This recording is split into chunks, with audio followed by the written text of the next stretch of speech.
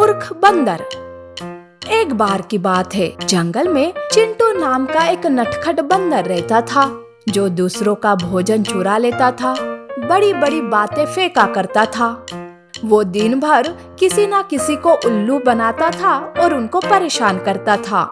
वो एक नंबर का मूर्ख बंदर था। हर रोज की तरह चिंटू जंगल में घूम रहा था कि तभी उसकी नजर हाथी पर पड़ती है, जो गन्ना खा रही थी। ये देख चिंटू, अरे वाह गन्ना, लगता है बहुत मीठा है, इन्हें खाने में तो बड़ा मजा आएगा। यो चिंटू हाथी पर नजर रखता है।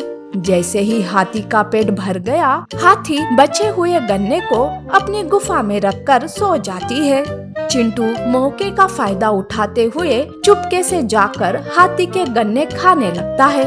वो मूर्ख ये भी भूल जाता है कि हाथी वही सो रही है। वो अपने आप से कहने लगता है, अरे वाह, क्या मीठे गन्ने हैं, तभी तो हाथी बहन इन्हें खा खा कर यूं पर्वत की तरह बन गई है। चिंटू की आवाज से हाथी की आँख खुल जाती है और वो सब सुन लेती है। तब वो गुस्से से, अरे ओ चिंटू, तेरी हिम्मत कैसी हुई मुझे पर्वत कहने की? एक तो तू मेरे गन्ने चुरा कर खा रहा है और ऊपर से मेरा ही मजाक उड़ा रहा है। रुक जा, अभी बताती हूँ तुझे। हाथी अपनी सूंड से चिंटू की खूब पिटाई करती है।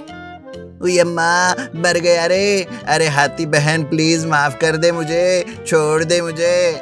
अगर फिर कभी किसी का भोजन चुराया या चुराने की कोशिश भी की ना, तो तेरी हड्डी पसली एक कर दूंगी, समझा?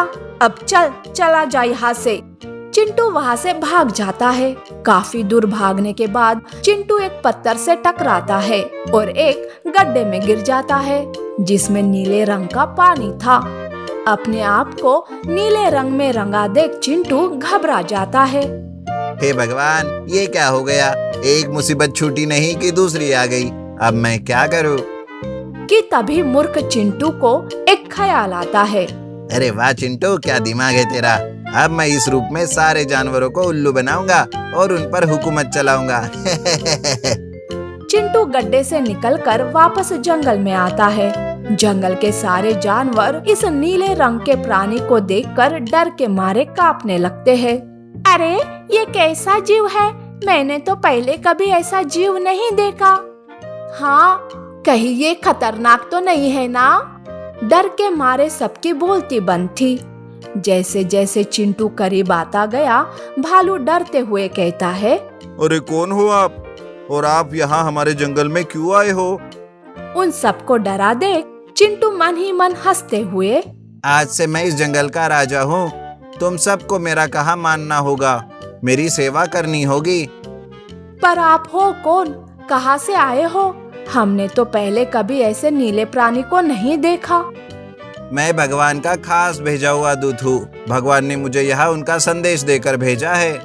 भगवान का संदेश हमारे लिए? वो क्या है? आप सबको मुझे अपना राजा मानना होगा, मेरी सेवा करनी होगी। मैं आप सबको आने वाले संकटों से बचाऊंगा। ये सुनकर सारे जानवर चिंटू की जय जयकार करने लगे। चिंटू बहुत खुश हुआ। कोई चिंटू का हाथ दबाता, तो कोई पैर, तो कोई पंखा चलाता। यूं सारे जानवर चिंटू की सेवा में लग गए। चारों ओर खुशी का माहौल था। नए राजा के आने की खुशी में सारे जानवर झूमते, नाचते, गाते, मस्ती कर रहे थे कि अचानक बारिश शुरू हो जाती है। सारे जानवरों को यूं नाचता गाता देख चिंटू ये भूल जाता है कि उसके शरीर पर रंग लगा हुआ है। वो भी बाकी जानवरों के साथ बारिश में नाचने लगता है। फिर क्या था, चिंटू के शरीर पर लगा सारा नीला रंग निकल जाता है। ये देख सारे जानवर गुस्से से आग बबूला हो उठते हैं। अरे ये तो चिंटू है, इसने हम सबको धोखा दिया है, चलो मारो इसे। यूं सारे जानवर मिलकर चिंटू की खूब पिटाई करते रहते हैं और चिंटू बस चिल्लाते रहता है, अरे छोड़ दो, मैं तो बस मजाक कर रहा था। उई अम्मा, अरे मर गया रे।